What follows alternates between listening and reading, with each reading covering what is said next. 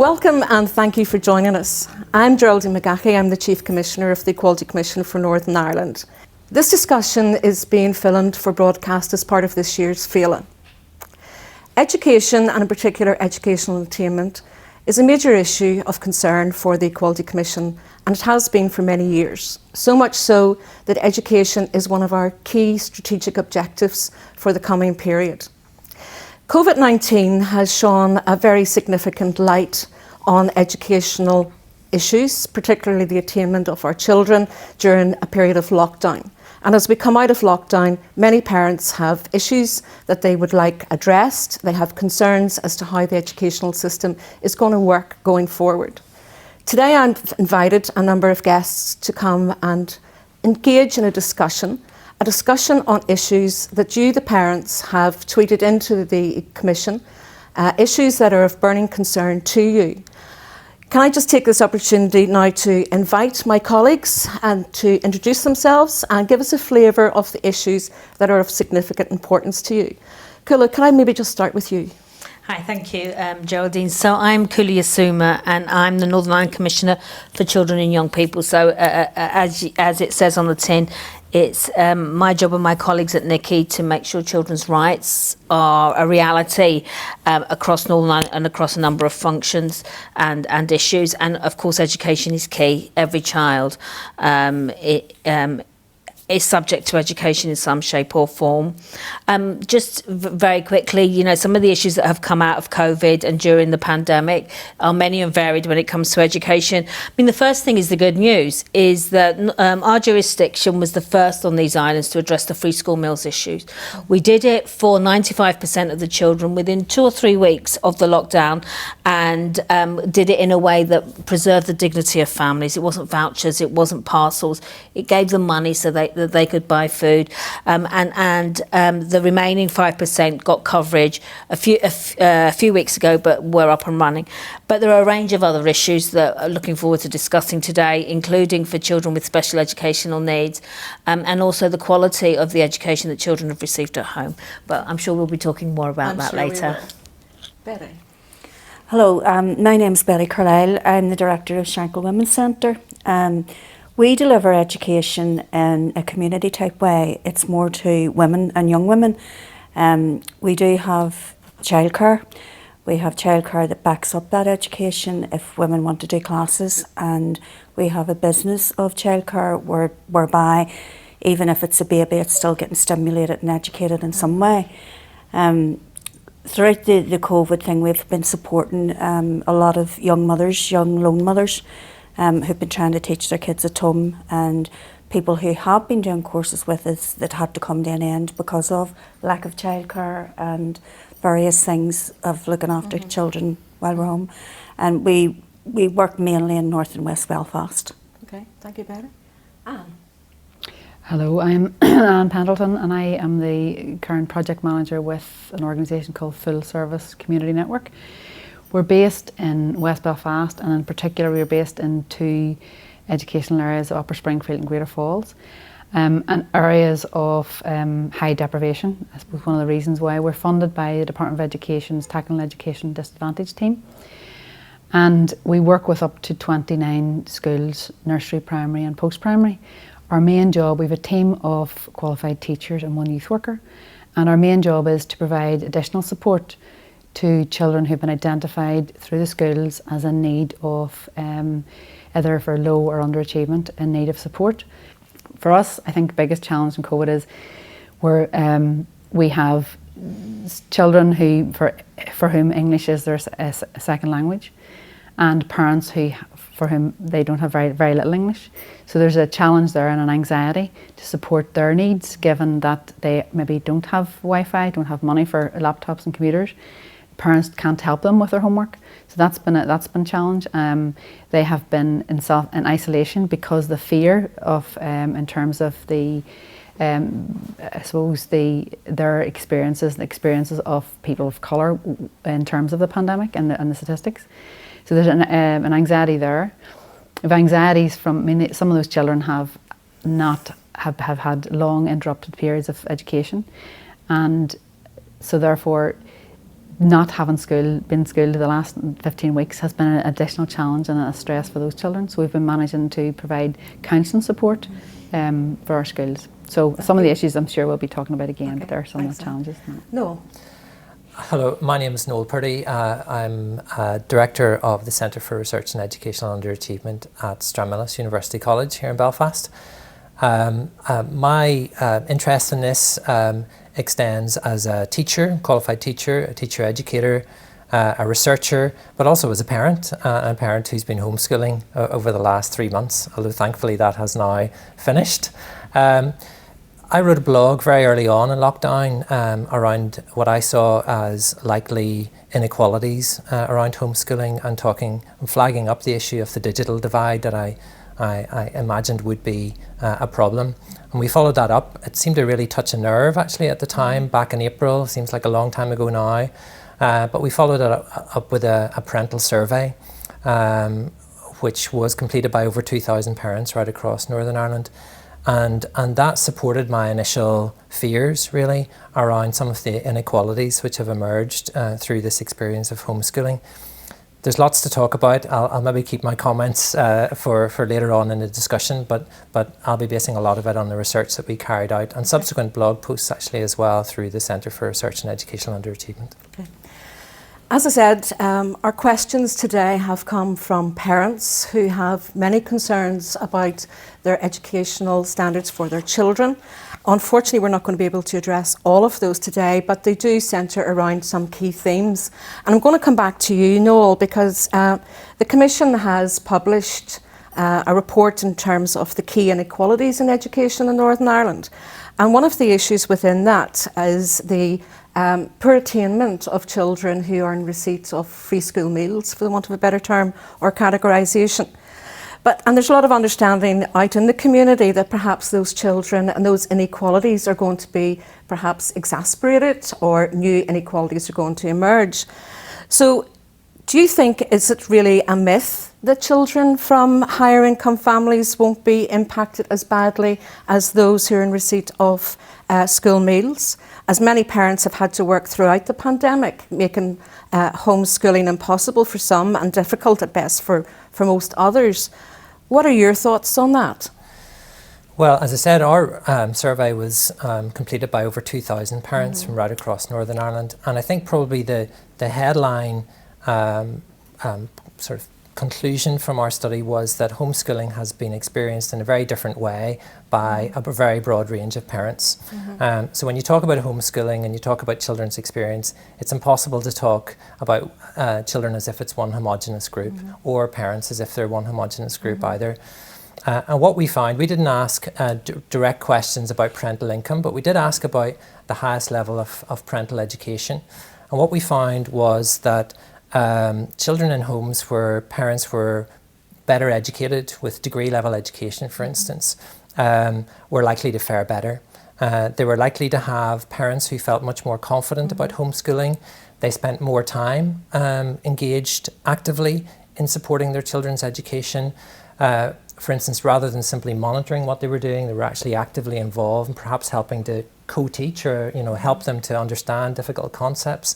Those were with better educated parents. They also had more access to devices, and Anne has mentioned the issue of the digital divide, and we certainly found evidence of that as well. Another issue was around internet connectivity, and we found that some parents, particularly in rural areas, struggled to get access to the resources, most of which, let's be honest, were sent through VLEs or Google Classroom or by email and so on and so forth. We found that some children were struggling to get sight of a tablet. Maybe they only had one mobile phone in the household. We did find that everybody had some access, bar a handful, literally a handful of children, but it might have been one mobile phone shared between 2 or 3 siblings, possibly also with the parents as well. And that ranged right through to some households who had multiple tablets, multiple large screens, multiple PCs and laptops and so on.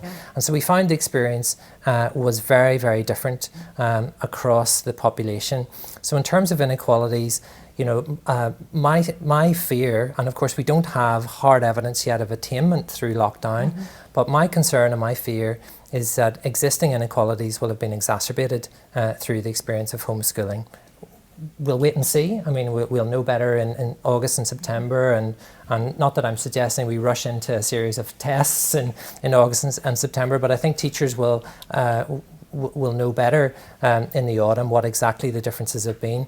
But I've written about this lockdown learning gap that I can see emerging, and is very likely to emerge, and is very likely to be greater than what would have happened normally over the summer break. During the 2 months, nobody would normally have been learning anything, so the gap would have been there, but now it would be exacerbated because some children, our survey would suggest, have been doing little or no learning since the middle of March, whereas other children will have really benefited actually from almost one-to-one tutoring from degree-educated parents. And for me, that would signal an exacerbation of existing inequalities. Yeah. And have you any experience in that? I know that you said that you've been supplying IT equipment to families. Have you heard anything similar being a concern of parents? Yes, yeah, completely. Some parents are struggling with not having, as Noel said, not having any devices, or and not having connectivity. And in fact, there was a campaign the very early days about access for all and no child being left behind. No one should be left behind. And it was a campaign by a community-based organisation, PPR, and it was highlighting the inequalities in relation to access to Wi-Fi. And they tackled with a conference on Zoom about it.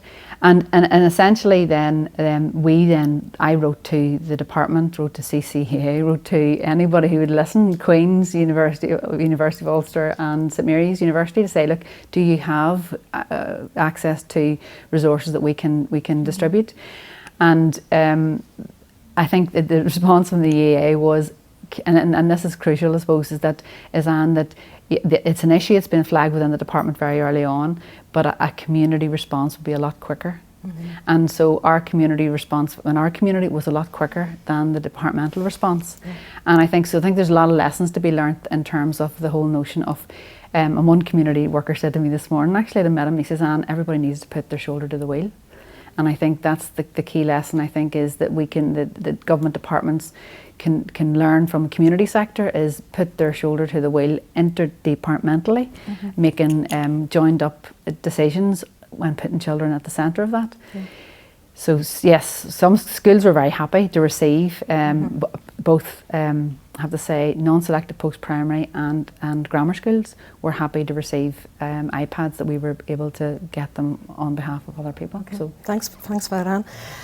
You mentioned that it's children who have been suffering, but adults as well, and their level of attainment really have been impacted as well. So Betty, I was wondering if you could maybe elaborate a little bit for us in terms of your adult education programme that you've been running through the community.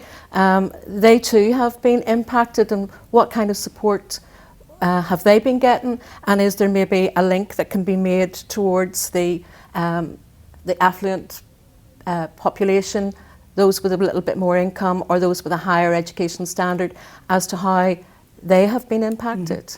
Yeah, I would agree with what people have said here, that there's been inequalities that has been exacerbated throughout this. We would be teaching young women and older women. The younger women in the main have children, and they would have been maybe doing a basic English and Maths course. So how they were able to homeschool was extremely hard for them because they don't have the knowledge themselves. I worry that we talk too much about technology and it's just about getting everybody a laptop. It's not just about that, it's about the skills of the parents of these people. So in terms of children, that bit I would be saying that, you know, we need to put maybe extra support into some areas, particularly the area that I'm working in and where I come from, in the Shankill area, where it's been well documented that there's very low levels of achievement and has been for years. So there's a generational thing that goes on there. Some of the women that we did have in, because we run from basic English and Maths right through to GCSEs, and we were doing a childcare course, they were doing a counselling course. They all had to stop, and if they couldn't be done digitally, the education manager was coming in and photocopying things and sending them out to them, just keeping in touch with them, even by phone call, in order to say, look, it's okay now, you know, you can drop out of this. Some of them dropped out because of their children, and they didn't have time to study for themselves because they were trying to do the studying with their children. And we have had to reassure them it'll be okay, that we will take them back in, they can get back on a class all right. And we want to just keep motivation high, because especially if you're thinking about a young girl, a one-parent family who's in an apartment or a flat with 2 kids. I mean, it's horrendous in general, never mind having to homeschool and try and study herself. So we've been doing things like that and taking out packs, maybe even to cheer them up, taking them out packs that they can use with their children. Somebody said to me that their children really didn't learn much on an academic level, but they have learned so much life skills. Yeah. So there's learning, and we need to look at the whole sort of complex, I suppose, of learning and everything that involves. It really does fall right across the whole spectrum of society, really, from the children to adults. But there's a group there with special educational needs, and they've been particularly impacted by COVID and by the lockdown. The level of disadvantage that they're experiencing has been quite significant, particularly with the loss of access to the variety of support mechanisms. Cuala, can I maybe ask you, what can be done to really get these children back to where they were in March before the lockdown? What do they need? Well, I'm not sure I want them back where they were in March. I think where they were in March wasn't satisfactory, not from the point of view of the children or their parents, but the services that they were receiving for many children left a lot to be desired. And we did have done a lot of work, and we published in March a report called Too Little Too Late, which was about the experience of children with special educational need in mainstream, and indeed Stranmillis supported us with that, with the parents' survey. So I think it's absolutely right to say that the groups of children who experienced inequalities, those inequalities may well have been exacerbated, and there's groups of children who we just don't know what's been going on for them. You know, in any home there could be bereavement, parents who are key workers and have been out of the house, regardless of how well they're educated, they haven't been able. So we won't know until we set eyes on children how they are. But what we can be fairly confident is the group of children who've had wholly insufficient support, not from their parents or from their communities, because Anne's absolutely right, as is Betty, that the community have stepped in where the state was a bit too slow, and that's not acceptable. But the group of children who have had the worst deal has been children with special educational needs, either those in special schools or those in mainstream schools. And we're talking about thousands of children here who have a legal entitlement to additional support and resources, and that's not being forthcoming. And indeed, our government, as part of the COVID legislation, the emergency legislation, have reduced that responsibility on themselves to something called best endeavours, do your best. And bearing in mind what I said, that it wasn't good enough before we started this, it is, I can't even think of the words to use that would be acceptable for broadcast. So the work has to be done over the summer to help to give families a break, but also to remind children and help them be school ready. And then when they go back to school, we have to remove best endeavours, and we have to go back to what the plan, their assessed needs are, and meet those needs and do everything we can. We can't be giving them a second-class service. Okay, I would agree with that. Noel, you're actually a parent governor of a school and have some experience in this field. What are your views, and what kind of preparation is being made in terms of the schools opening up again? Well, I mean, I basically agree with what Cuala has been saying, that children with special educational needs and their families have often struggled enormously through this, and that came through our survey as well. And it's not just the withdrawal of the school support, it was respite care, it was all the therapeutic support as well. It was even access to grandparents who could step in and take a child maybe for a couple of hours, 2 or 3 times a week. It was all of those supports were simply removed overnight. I think we also need to acknowledge, though, that it has been a challenging time for special schools as well, and clearly there are big challenges across the system. And our survey that we did for the Commission highlighted, serious challenges in terms of staffing to the EA. Capacity and staffing within special schools is a huge issue, and a report came out very recently, I think, that highlighted that. And the school where I'm a governor, for instance, has far more pupils in it now than it was ever built for, and it was only built within the last decade.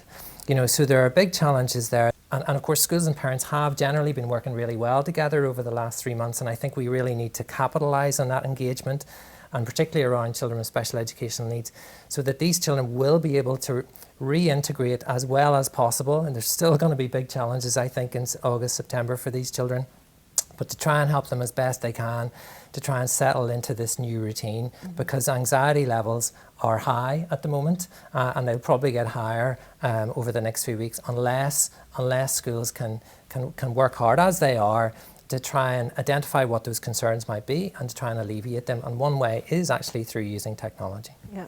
Some of the concerns that have been expressed to us at the Commission is in relation to those children with special needs, and autism being one of them, in terms of going back into the school environment and not having that understanding or awareness to be able to maintain social distancing.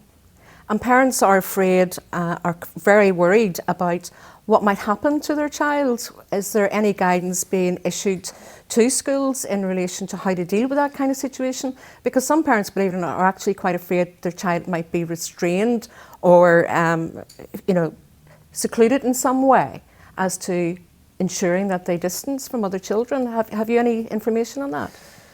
Well, I think special schools, as with early years phases of education, are going to work around this sort of protective cluster model, which has been proposed by the Department of Education.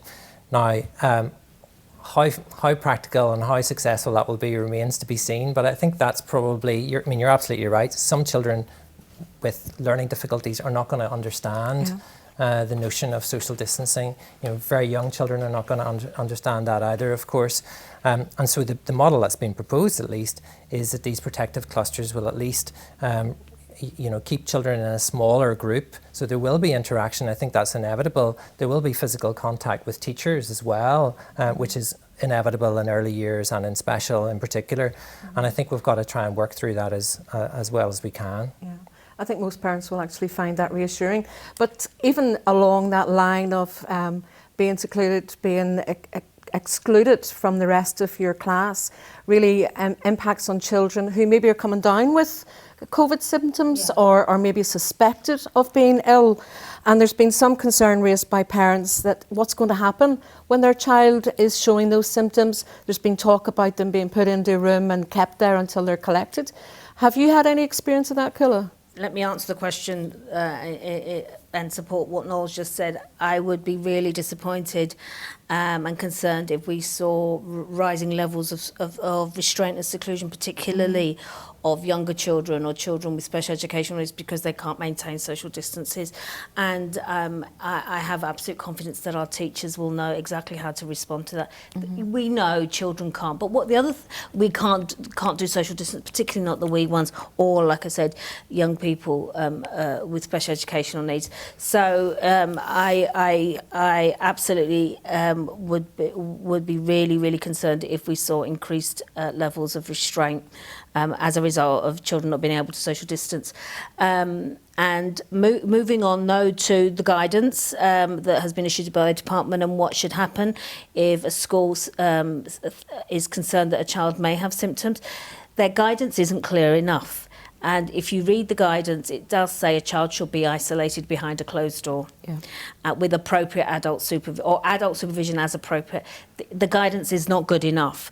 And what I can absolutely assure all parents who are concerned about that guidance is that my office will be working with the Department of Education in the couple of months before schools reopen to clarify that guidance and say that no child, particularly no primary school child, this is what we will be asking for, no primary school child should be locked locked behind a closed door by themselves.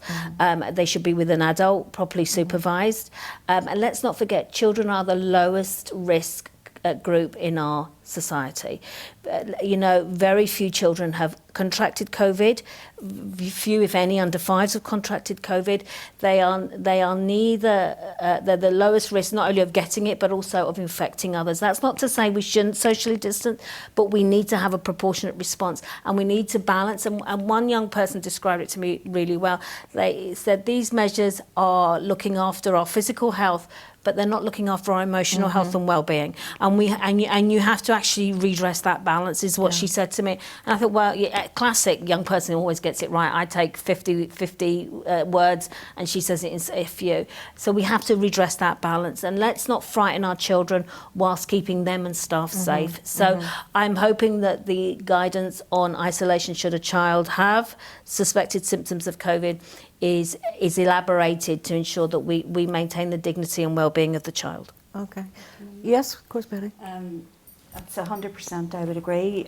We have had guidance, but again, it's somewhat mixed up, and it's very different from what you've been told as well, Killa. In our childcare setting, we have isolation rooms set off. We've been told to work in pods of 12. And it's the same scenario. It's all the same kids, same teachers, everything else. Childcare for early early years and after schools. Okay. When that happens, but we've been told that we have to put a child with a worker into an isolation room, but we've to close the pod down as well until the results of that child comes back. Now this could happen on a weekly basis, which means 12 children could be sent home weekly. So, I mean, I had a meeting about it this morning with our childcare managers, and they're just saying it's getting more and more impossible to do. And they're asking for guidance from us, but we're not getting the proper guidance from where we should be getting it from. There's also the issue of children who show symptoms of other stuff that can be picked up as COVID, and we have to be really careful in that, because, you know, we don't want to close 12 children down if one child sneezes. So the girls have been they did all their training, their COVID training, but we've also been talking to them in a way to use a bit of common sense. And the children do have sneezes and coughs, and their temperature goes up a wee bit and down a wee bit, and not everything is COVID. But then you have to look at the staff too. Staff are frightened, and what they're picking up from the children and maybe taking home. So it's a very, very hard situation all round. Yeah. Extremely stressful, really. Yeah.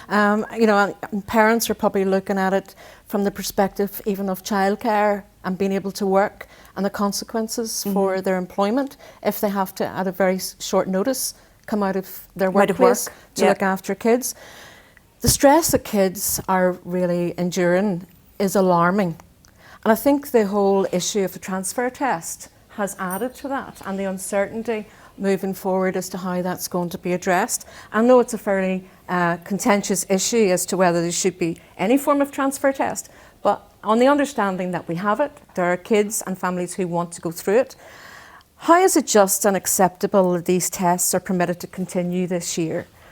Who's going to take responsibility for making sure such decisions are given significant impact of the tests on the future for the children, their self-esteem, their mental health? Can I come back to you, Anne, on that issue? Have you got anything that you would like to share with us? Yeah, yes. In relation to, I mean, I think it was just unfortunate. The decision was taken to host a transfer test next year before the decision was taken even to open schools. And I think that was in itself a questionable decision. And I think, I mean, in my experience, I mean, I've worked all my educational career has been on trying to redress the imbalance and the inequality that testing like the 11 Plus has created. Both working with women's groups in terms of community development, education, second chance opportunities through the Forum for Community Work Education where I used to work. And so all of that was on trying to undo the damage that was done by someone being told at age 11 that they were a failure. So this was an opportunity, I think, for the Minister to allow, educate children to start from where they left, to acknowledge they're learning, and everybody has learnt over this period of time, maybe not academically as to the level of some people, but there has been learning throughout.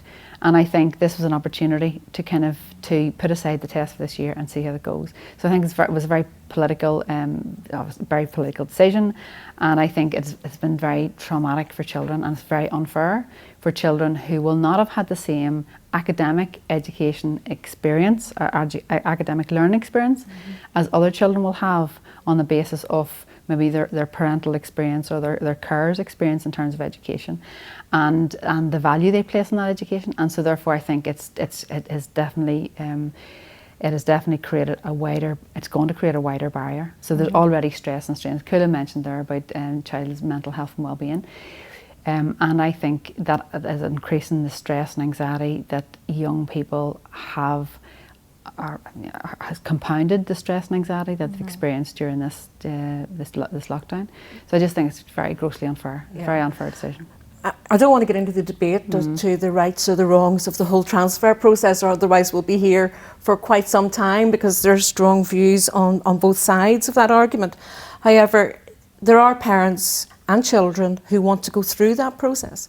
Have any of you heard any ideas or advice coming from grammar schools, secondary schools, in terms of how they're going to actually select pupils if they're not going to do the test? So we need to be clear about who's made this decision. It's over 60 decisions made by the individual schools, grammar schools, who use academic selection. And you're right, we should maybe set aside what we think about academic selection, although everything Anne said is absolutely right.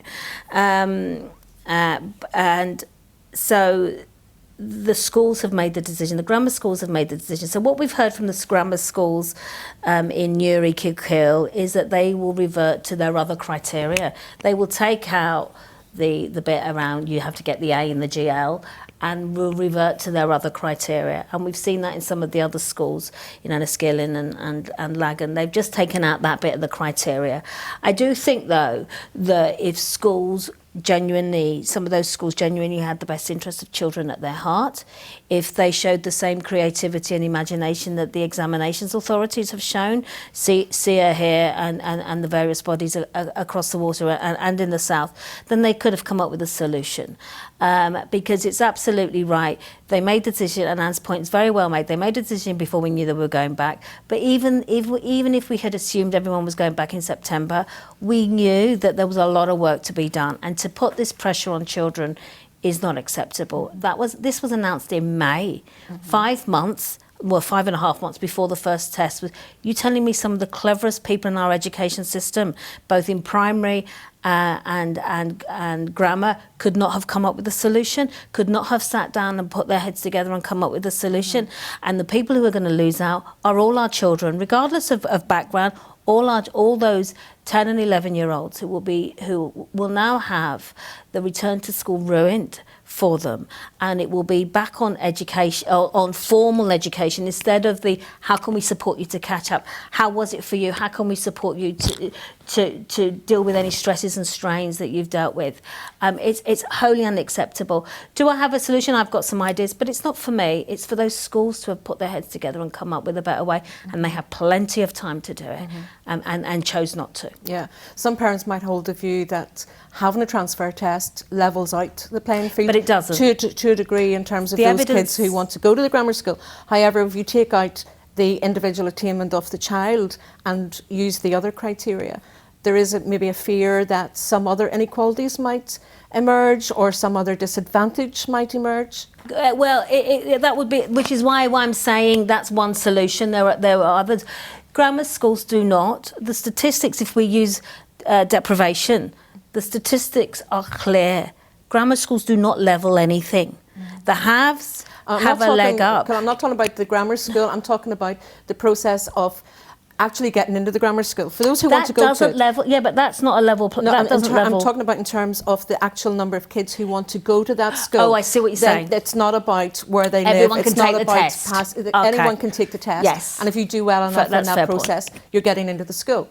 However, if that part of the equation is removed and you're relying on the other 3, 4, whatever number of criteria, is there the possibility that some kind of discrimination might emerge in that, or disadvantage rather than discrimination? And there absolutely is, and I suppose the point is that balancing act, and the point is that, and again Anne's point was well made. Take it out for the year. Let's see how we get on, and then we can properly, as part of the independent review of education that's going to happen under the new decade, new approach deal, we can probably have take the learning from it. The school closest to the child should be the best school available for them, and that's where we should be. So just to make it, we have a policy, every school a good school, which is in place since 2009. If every school was a good school, that choice would be taken away, because every parent would be happy to send their child to a school beside them that was a good school. The unfortunate disadvantage for a lot of our children who are attending non-selective post-primary schools is that the school infrastructure is not fit for purpose.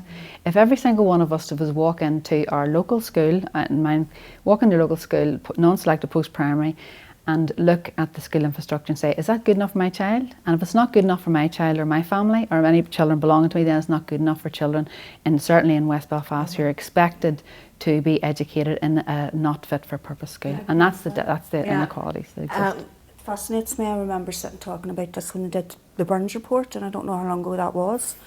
But I still think that we need to get more parental involvement. I agree with, yes, the nearest school should be the best one, but it's the way parents think. Parents think that the best thing for their child is to go to a grammar school, no matter what. Where the best thing could be a secondary school or a school round the corner.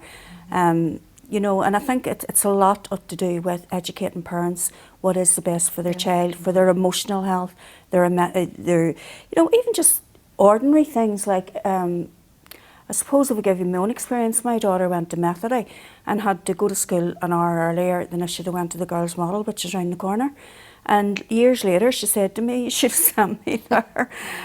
She would have done as well, But of course, at that time, we thought that, Methody was the best place for her to go because it's grammar school. Yeah, the whole issue of transfer and post-primary education is a real hot subject. A lot of different views on it. But Noel, I couldn't ignore you and let you have your say on the subject. So have you anything you want to contribute to? Just a very quick comment, moving it on very slightly, and that is just to say that I would be very concerned about the narrowing of the curriculum for children coming into P7, particularly this year. Anecdotally, we all know that there's quite a narrowing in the months running up to the tests in November and December.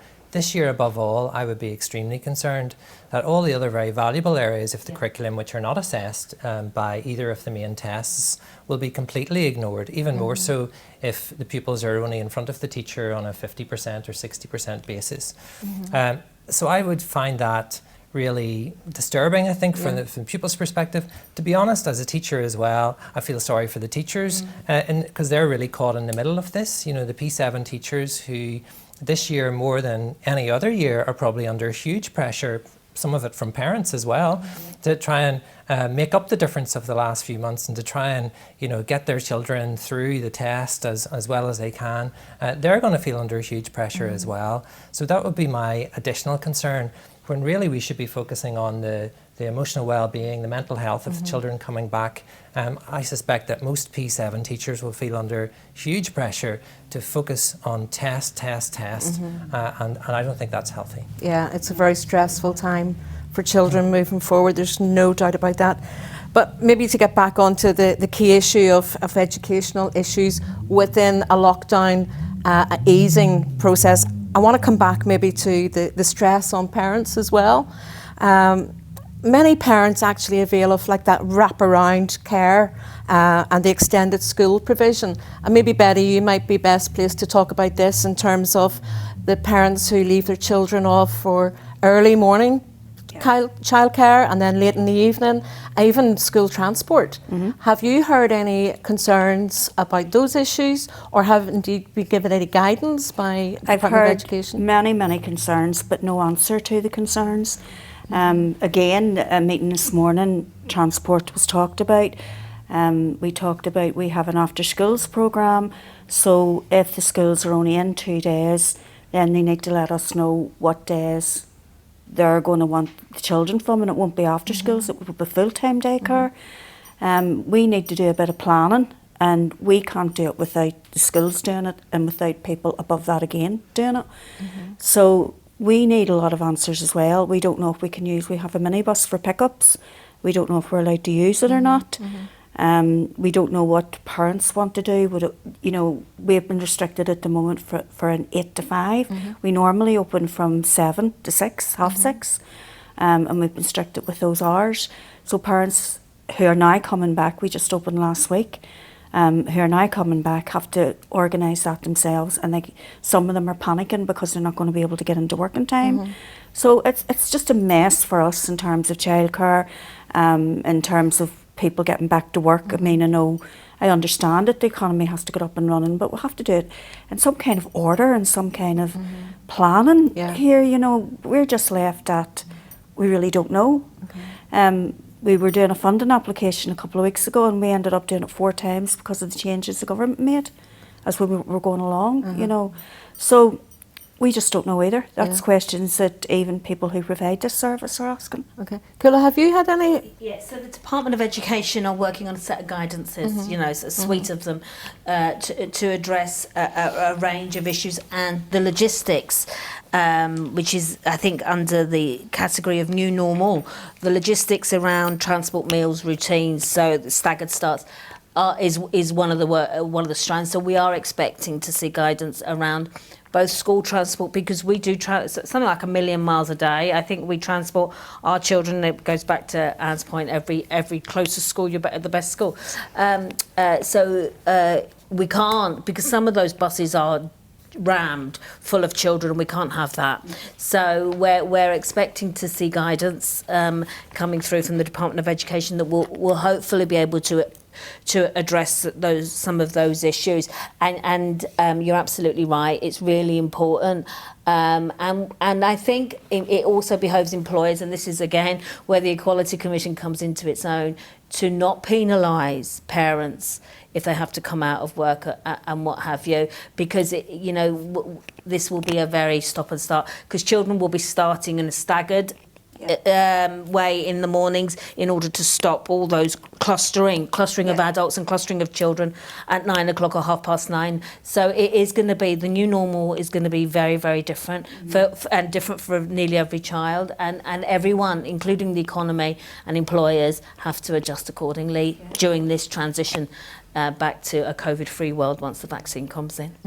You know, it's too important a decision. This kind of movement back to a new kind of way of working is too important to be done in isolation by any government department. And I think it has to be done right across the board. The Department of Education should be talking to the Department of Infrastructure. The Department of Infrastructure should be talking to the Department of Health. They should all be talking together. I mean, practice what you preach. We have, in the community voluntary sector, been told to work in partnership, to network, to collaborate for years, and yet government departments aren't doing that themselves.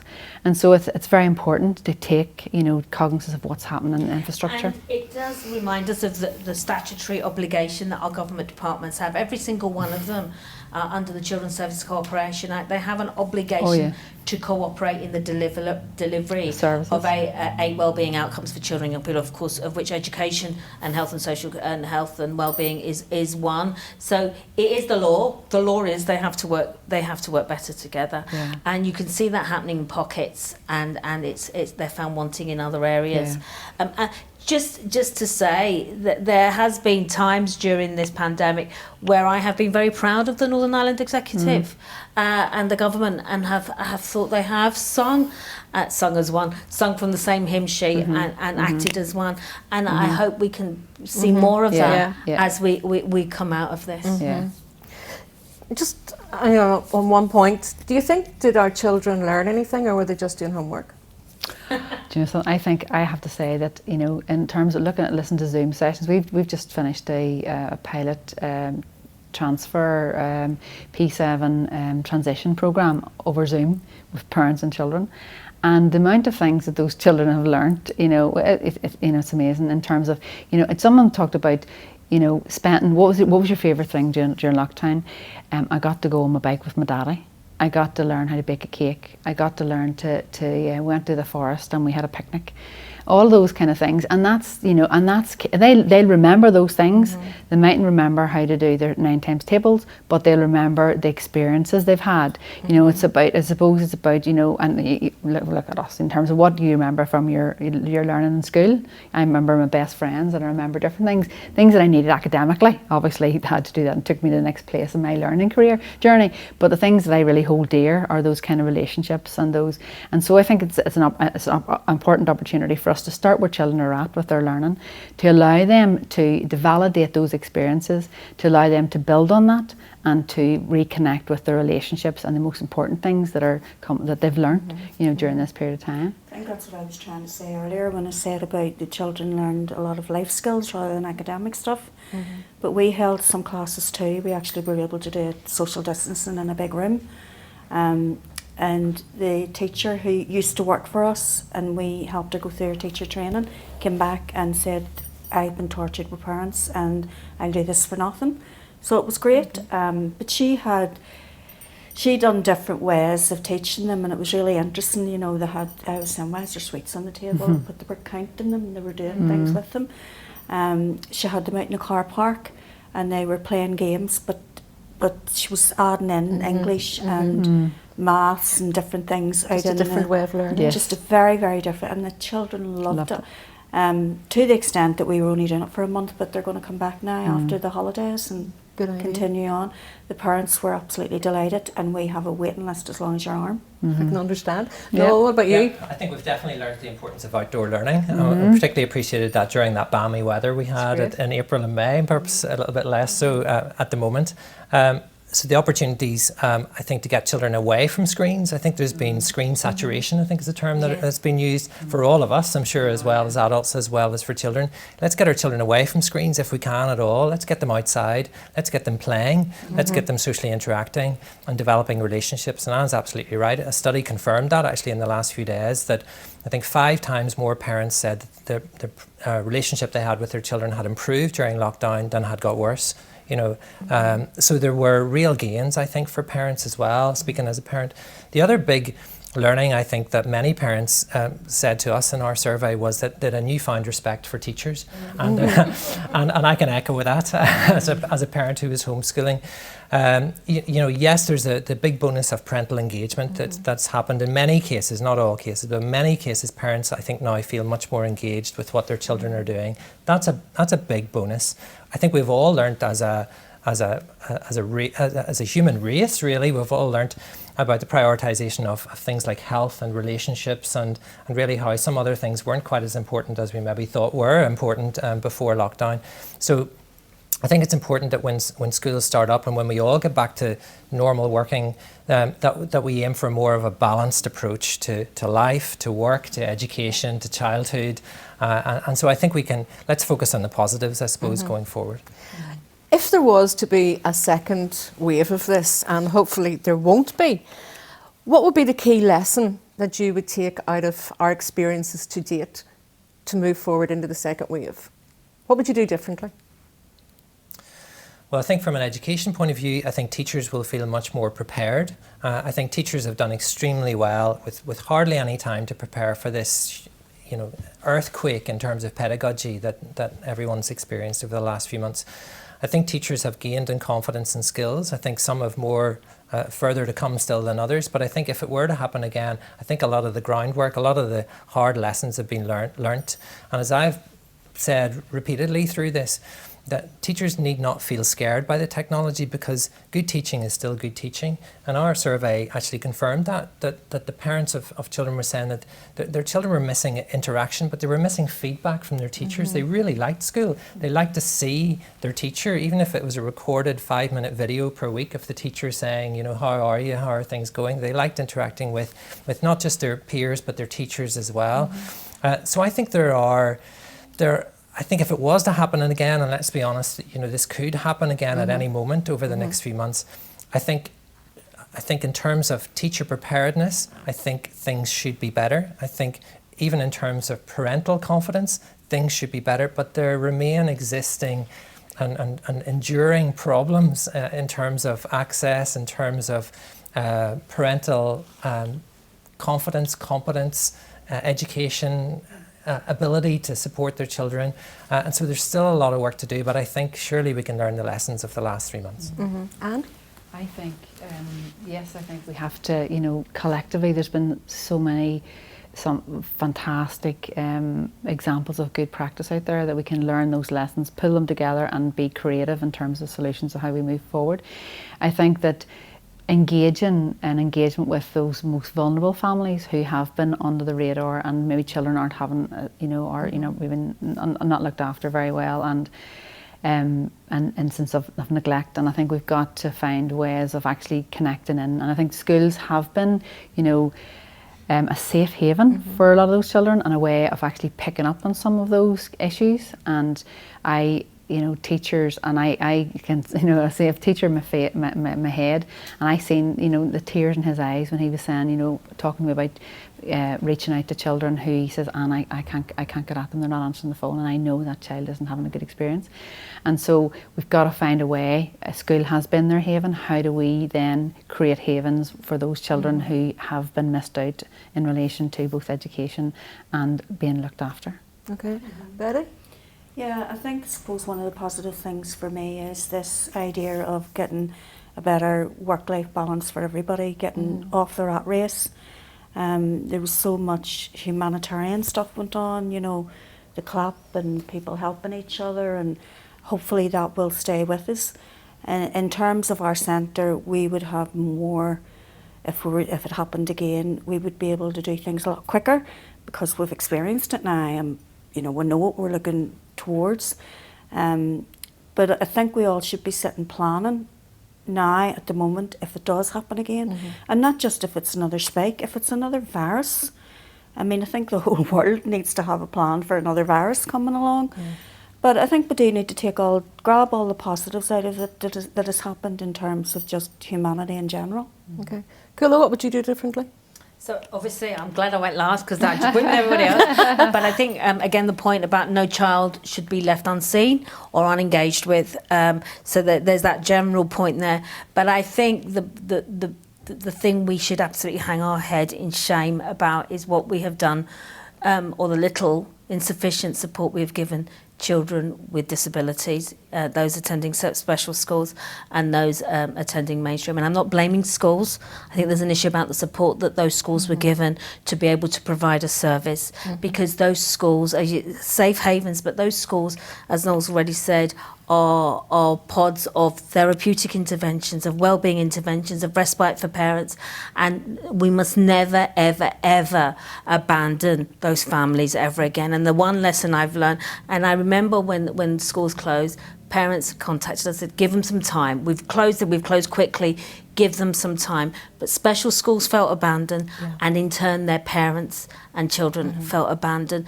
And best endeavours must go out of the window, and we must meet those children's right to education, support and health. Yeah, I think I would agree with each and every one of you. I think there are inequalities that our young people have faced over the years.